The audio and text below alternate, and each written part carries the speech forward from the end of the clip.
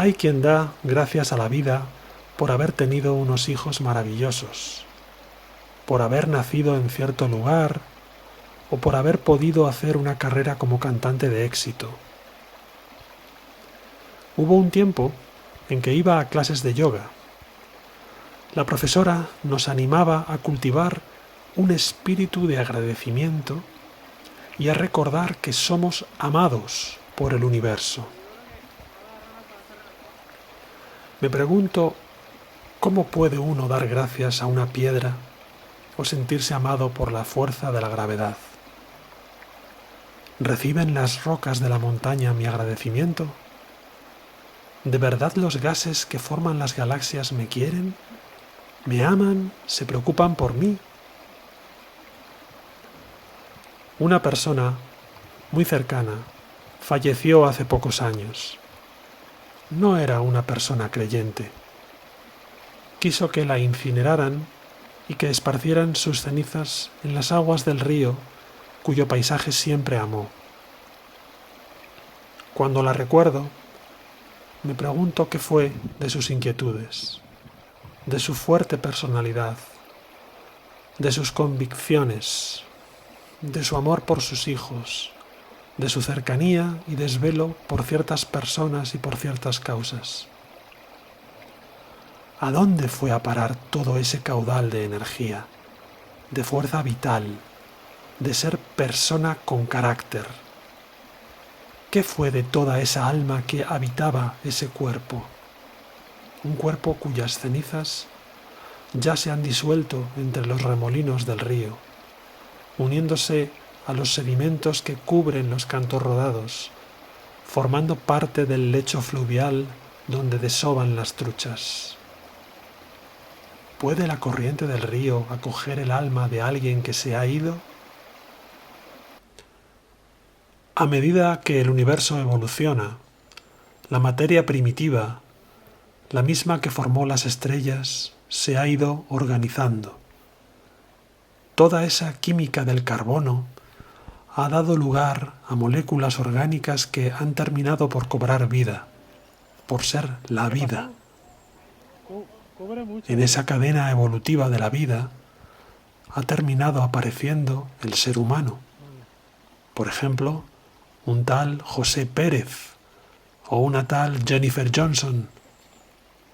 Dicho de otra forma, de la nada inicial parece que ha surgido algo, y de ese algo ha acabado surgiendo alguien. Visto a cámara ultra rápida, todo el proceso me parece algo sorprendente, un prodigio, un verdadero milagro. El ateo espera al final de sus días volver a la nada, de la que un día salió.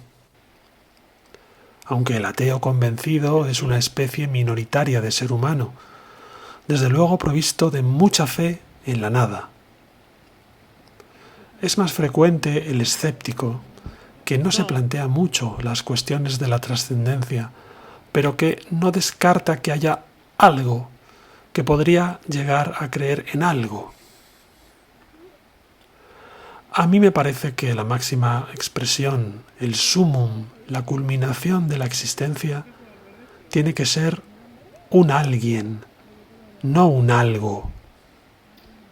Las personas somos alguien y nos damos cuenta de que solo el encuentro con otro alguien puede dar plenitud a nuestro anhelo de trascender, de ir más allá de nosotros mismos.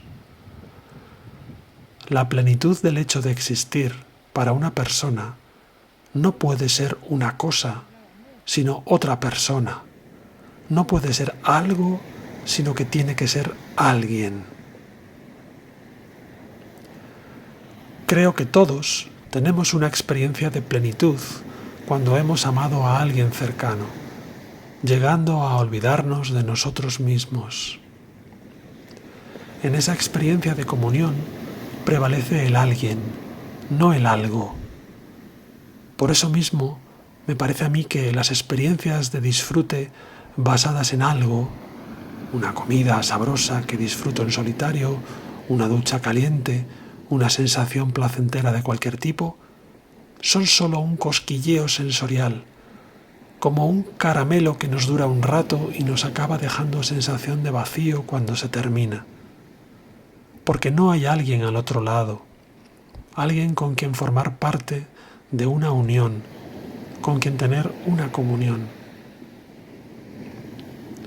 Si mi destino es unirme al universo al final de mi vida, acabaré siendo quizá un trozo de asteroide, un puñado de moléculas volviendo al estado primitivo de la materia, perdiendo la cercanía a ese clímax de la existencia que tuve cuando fui persona por unos instantes, para volver a ser algo, un trozo de materia inanimada. San Agustín tiene una frase sobre esto. ¿Amas la tierra? Serás tierra. ¿Amas a Dios? ¿Qué diré? No me atrevo a decirlo por mí mismo. Y entonces San Agustín refiere a un salmo que nos dice que somos dioses.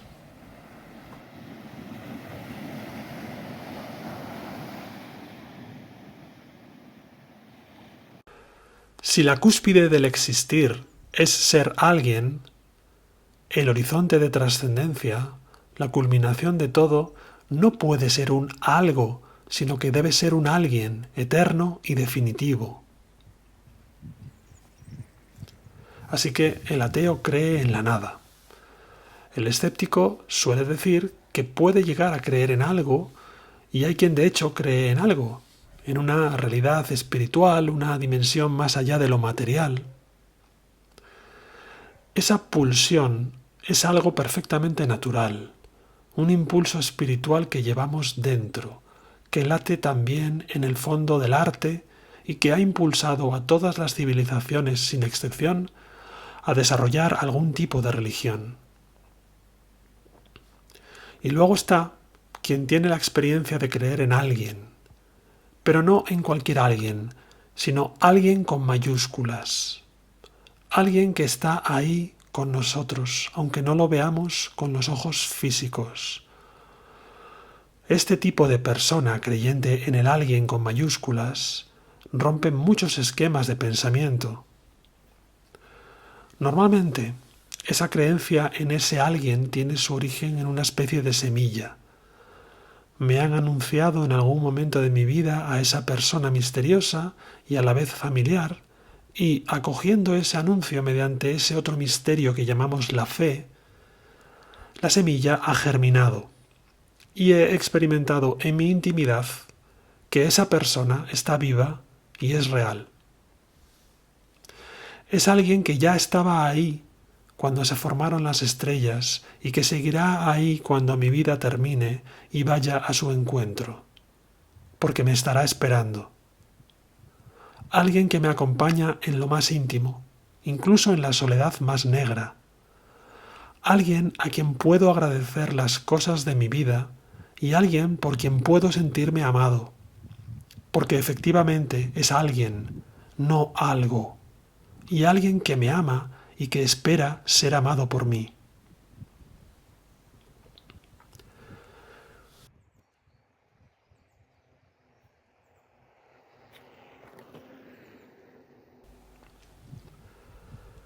Creo que todos, en algún momento de nuestra vida, podemos sentir la añoranza de ese alguien que nuestra alma añora en silencio. Creo que esa añoranza está en el fondo de todos nosotros, hayamos sido o no evangelizados, como un anhelo de plenitud, de trascendencia, una herida esencial del alma humana que no cura ninguna experiencia material, ningún placer sensorial. En nuestro interior hay un templo habitado por ese alguien silencioso y sutil. ¿Nunca has tenido la experiencia de acudir ahí a refugiarte? De manera instintiva, sin saber bien lo que haces ni quién es ese alguien. ¿Alguna vez leíste el Cántico Espiritual de San Juan de la Cruz? Es una obra de poesía excelsa. Algunos la consideran la cima de la poesía en lengua española. recoge una especie de diálogo entre el alma, que llama a la amada, y alguien a quien llama su amado o el esposo. Algunos fragmentos a mí me sobrecogen. ¿A dónde te escondiste, amado, y me dejaste con gemido? Como el ciervo huiste, habiéndome herido, salí tras ti clamando y eras ido. Oh cristalina fuente, si en esos tus semblantes plateados formases de repente los ojos deseados que tengo en mis entrañas dibujados.